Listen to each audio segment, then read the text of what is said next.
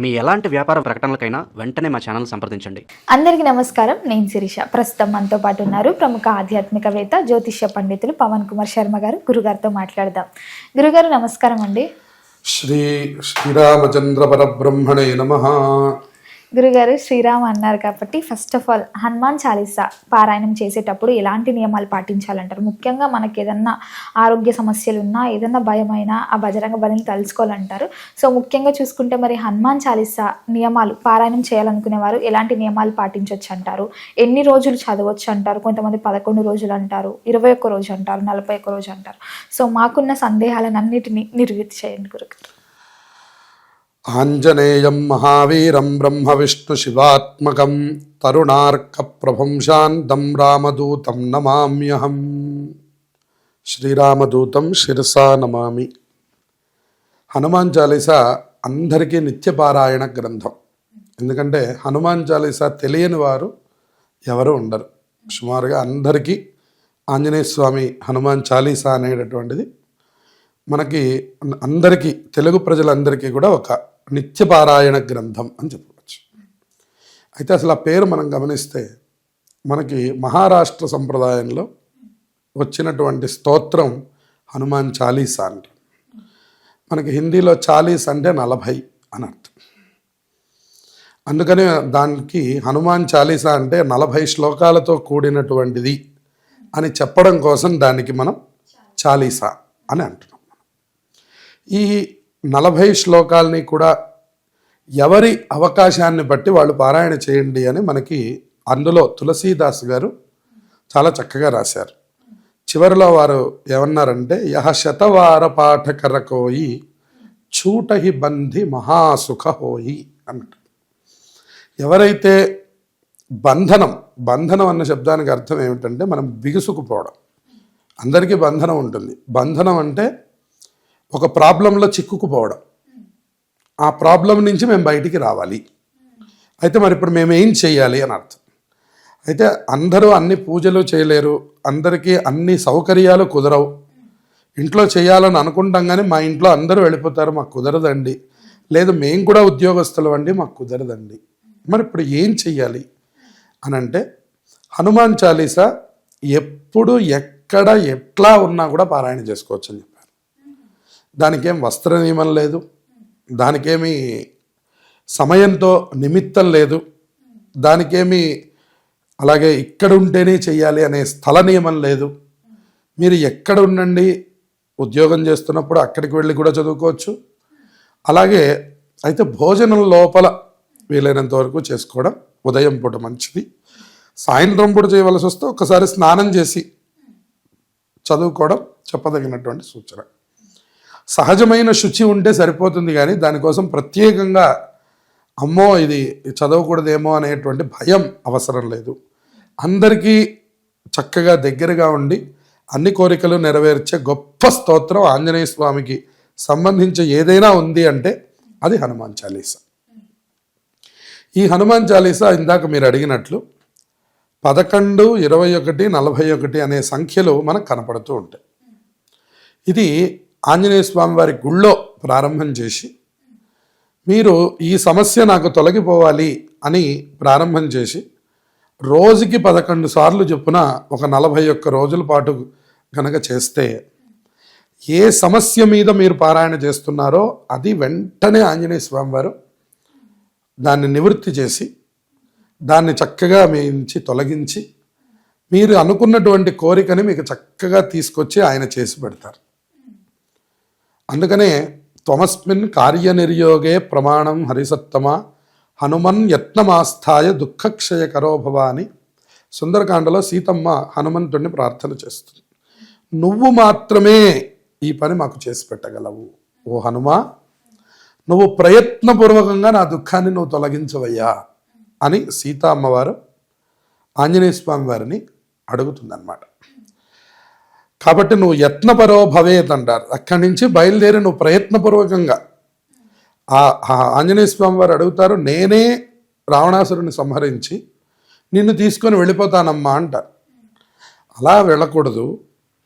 నా భర్త రామచంద్రమూర్తి వచ్చి ఈ రావణాసురుణ్ణి వధించి ఎందుకంటే అతను నన్ను అంతగా ఇబ్బంది గురి చేశాడు కాబట్టి ఈ రావణాసురుణ్ణి వధించి నా భర్త నన్ను తీసుకొని వెళ్ళాలి, కానీ కేవలం ఇలా మనం పారిపోయినట్లుగా మనం బయలుదేరి వెళ్ళిపోకూడదు. ఎందుకంటే నేను ఇన్ని రోజులుండి ఇంత కష్టాన్ని అనుభవించాను నేను, కాబట్టి తత్ఫలితాన్ని కూడా అతను పొందాలి తప్ప మనం లేచి వెళ్ళిపోతేనో, లేదంటే అతను కూడా మాయా సంబంధమైనటువంటి అన్ని విద్యలు తెలిసినవాడు కాబట్టి మళ్ళీ వచ్చి మళ్ళీ తీసుకెళ్తాడు. కాబట్టి ఆ బుద్ధిని నాశనం చేయాలి, కానీ మనం వెళ్ళిపోవడం వల్ల ఈ సమస్య పూర్తవ్వదు అని అమ్మవారు వివరంగా ఆంజనేయ స్వామి వారికి చెప్తారు. అందుకని ఆంజనేయ స్వామి వారిని సీతా అమ్మవారు కూడా ఇట్లాగే కొనియాడి నీ వల్ల మాత్రమే ఈ పనులు పూర్తవ్వాలి అని చెప్తారు. అట్లాగే మనం కూడా ఆంజనేయ స్వామి వారిని ప్రార్థన చేసి స్వామి నీవే దిక్కు అన్నట్లుగా మనం చక్కగా అన్యథా శరణం నాస్తి త్వమేవ శరణం మమ అని ఆంజనేయ స్వామి వారి దండం పెట్టి ఈ సమస్య మాకు పూర్తి చేయి, 41 రోజు నేను పారాయణ చేస్తాను, రోజుకు 11 సార్లు. ఇది బాగా నోటికొచ్చిన వాళ్ళకి 4 నుంచి 5 నిమిషాలు పడుతూ ఉంటుంది ఒక్కసారి చదవడం. కొద్దిగా నెమ్మదిగా చదివే వాళ్ళకి ఒక 10 నిమిషాలు పడుతుంది. బాగా నోటికి వస్తే కనుక ఒక 5 నిమిషాల్లో వాళ్ళు మొత్తం 40 శ్లోకాలు చక్కగా చెప్పేయగలుగుతారు. ఈ విధంగా వాళ్ళు 11 సార్లు పారాయణ చేయాలంటే ప్రతిరోజు ఒక 40 నిమిషాలు కేటాయిస్తే వాళ్ళు 11 సార్లు పారాయణ చేయగలుగుతారు.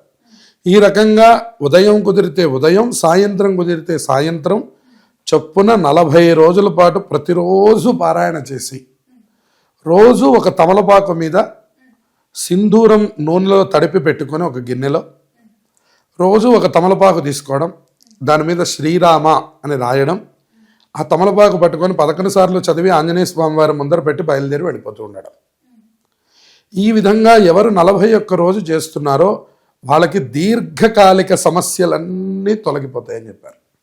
అయితే దీర్ఘకాలిక సమస్యలు ఏమిటండి అంటారు. ఉదాహరణకు కోర్టు సమస్య ఉంది, అది దీర్ఘకాలం పడుతుంది, అది 2 రోజుల్లోనో 3 రోజుల్లోనో తేలే విషయం కాదు అది.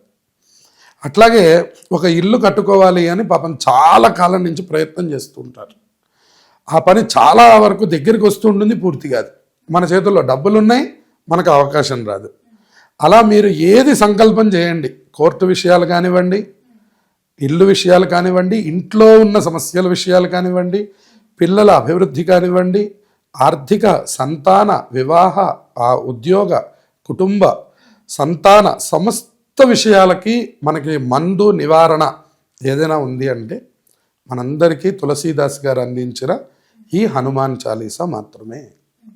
ఇది అత్యద్భుతమైనటువంటి స్తోత్రం. ఇది ఒక సుందరకాండ పారాయణతో సమానమైనటువంటి స్తోత్రం కాబట్టి ఇది చక్కగా రోజుకి ఎన్నిసార్లు అని మనం అనుకొని, లేదు ఆఖరిలో రోజుకు ఒక్కసారి చెప్పున 40 రోజులు చదువుకున్నా కూడా మంచి ఫలితాలు వస్తాయి. 11 సార్లు చెప్పున చదివితేనేమో అది 40 రోజులకి చక్కటి ఫలితాలు వస్తాయి.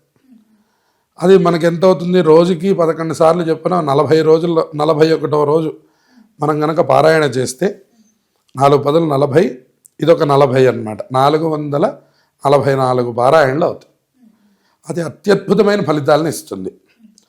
అట్లాగే లేదు ఇవాళ ఏదైనా ఒక కార్యక్రమం పూర్తయిపోవాలి అంటే ఒకటే రోజున ఒకటే ఆసనం మీద 108 పారాయణలు చేయమన్నాడు. మనకి చాలా తొందరగా ఫలితాలు కావాలి, ఈ పని ఇక్కడ దాకా వచ్చి ఆగింది, ఇక్కడి నుంచి నా చేతికి అందాలి, అది ఇప్పుడు చాలా రోజుల నుంచి ఇబ్బంది పడుతున్నాను కాబట్టి నేను దీనికోసం ప్రయత్నం చేస్తాను అనుకున్నవారు ఒకే ఆసనం మీద కూర్చొని ఉదయం 8 కాలకృత్యాలు అన్నీ పూర్తి చేసుకొని ఇంట్లో వాళ్ళని పంపించి మీరు 8 గంటల 9 గంటలకు మీరు మొదలు పెడితే సాయంత్రం వాళ్ళు వచ్చేసరికి మీకు 108 పారాయణ పూర్తయిపోతుంది. స్వామివారికి ఇన్ని గారెలు, పులిహోర, అప్పాలు చేసి నైవేద్యం పెట్టండి. ఇలా కనుక మీరు ప్రతి మంగళవారం కనుక చేస్తున్నా కూడా భూ సంబంధమైన వివాదాలు, కోర్టుకి సంబంధించిన వివాదాలు ఇవన్నీ కూడా తొలగిపోతాయి. ప్రతి మంగళవారం 108 సార్లు హనుమాన్ చాలీసా పారాయణ, ఒకటే ఆసనం మీద కూర్చోవాలి, ఒకటే రోజులో చేయాలి. అదొక అత్యద్భుతమైన చాలా గొప్ప ఫలితం అనేటువంటిది కనపడుతుంది. ఇక రెండవ పద్ధతి మనం అనుకున్నట్టు 11 సార్లు చెప్పున 41 రోజు పాటు చేయడం. ఈ మూడవ పద్ధతి రోజుకొక్కటి చెప్పున రోజు ఆంజనేయ స్వామి గుడికి వెళ్ళడం, 11 సార్లు ప్రదక్షిణం చేయడం, 11 సార్లలో ఈ హనుమాన్ చాలీసా పూర్తి చేయడం, తర్వాత బయలుదేరి వెళ్ళిపోతుండడం, మానకుండా 41 రోజు వెళ్దాం. 41వ రోజు ఆంజనేయ స్వామి వారికి ఆకు పూజ, వడమాల పూజ కార్యక్రమం చేయించడం. ఇలా చేయిస్తే కొన్ని కార్యక్రమాలు, ఇలా చేయించడం వల్ల కొన్ని కార్యక్రమాలు, ఇవన్నీ కూడా పూర్తవుతాయి. మనుష్యుడికి తులసీదాసు గారు మనందరికీ ఇచ్చిన గొప్ప బ్రహ్మాస్త్రం ఏదైనా ఉందంటే ఈ హనుమాన్ చాలీసా లాంటి గొప్ప స్తోత్రాలు. ఆయన సుందరకాండలో అందరినీ సంహరిస్తాడు. జంబుమాలి అనేటటువంటిది ఆయన రాగానే ఆయన్ని సంహరిస్తాడు. అక్షయ కుమారుడు రాగానే ఆయన సంహరిస్తాడు. ఇంద్రజిత్తు రావణాసురుడు యొక్క కుమారుడు కూడా వస్తాడు, అతన్ని కూడా సంహరించేవాడే. కాస్తలో ఏం చేస్తాడంటే అతను బ్రహ్మాస్త్రం తీసి ప్రయోగం చేస్తాడు.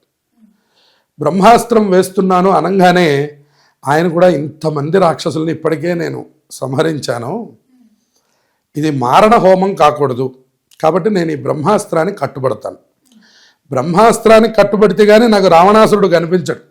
ఇంద్రజిత్తుని సంహరించాను అనుకోండి, రావణాసురుడిని మనం చూడడానికి అవకాశం ఉండదు. అందుకని మనం ఈ బ్రహ్మాస్త్రానికి కట్టుబడితే నన్ను కట్టి తీసుకొని వెళ్ళి రావణాసురుడి ముందర నుంచోబెడతారు. కాబట్టి నేను బ్రహ్మాస్త్రానికి కట్టుబడుతున్నాను అని బ్రహ్మాస్త్రం వేయంగానే ఆయన 2 చేతులు దగ్గరికి పెట్టుకొని, అప్పటిదాకా చెట్లు విరగొట్టేశాడు, మనుషులు ఎంతోమందిని రాక్షసులను సంహరించాడు, వస్తున్న సైన్యం మొత్తాన్ని సంహరించాడు, సుమారుగా 600 చిల్లర మందిని సంహరించాడు ఆయన. మరి అటువంటి హనుమ బ్రహ్మాస్త్రం రాగానే బంధింపబడిపోయినాడు. అట్లాగే మనకు చేతిలో ఉన్న మనకు బ్రహ్మాస్త్రం ఏమిటి ఆంజనేయ స్వామి వారికి అంటే మనం చాలీసా చేస్తే ఆయన మహా సంతోషపడిపోతుంది. ఇహ శతవార పాఠకరకోయి చూటహి బంధి మహాసుఖ హోయి తులసీదాస సదాహరిచేరా కీజయనాథ హృదయ మహడేరా అని ఆ తులసీదాస్ గారు కాశీ క్షేత్రంలో ఒక మూలగా కూర్చొని తపస్సు చేసి అక్కడ రాసినటువంటి గొప్ప స్తోత్రం ఇప్పటికి కూడా మనం వెళ్ళి దర్శనం చేయవచ్చు. కాశీ క్షేత్రంలో, కాశీలో మనకు ఆ క్షేత్రం కనపడుతూ ఉంటుంది. అక్కడ అంతా కోతులతో కూడి ఒక ఆంజనేయ స్వామి వారి విగ్రహం, చిన్న దేవాలయం మనకు కనపడుతుంది. తులసీదాస్ గారు అక్కడే ఆంజనేయ స్వామి వారిని ఉపాసన చేసి కాశీ క్షేత్రంలోనే ఇది రాశారు. అందుకనే ఈ భాష అంతా కూడా అటువైపుదే, మనది ఉత్తరాది భాష ఇది. అందుకనే మనం చాలీసా అంటే 40 శ్లోకాలతో కూడినది. అలాగే ఈ భాష అంతా కూడా అదే. జయ హనుమాన జ్ఞానగుణ సాగర జయ కపీశతి లోక ఉజాగర రామదూత అతులిత బలధామ అంజని పుత్ర పవన సుతనామ. అత్యద్భుతమైన శ్లోకం. ఇందులో ఎన్నో ఎన్నో మంచి మంచి అర్థాలు ఉన్నాయి. అష్టసిద్ధి నవనిధికే దాత అసవరదీణ జానకీ మాత అంటాడు. అష్టసిద్ధులను ఆంజనేయ స్వామి వారి యొక్క వశంలో ఉంటాయి.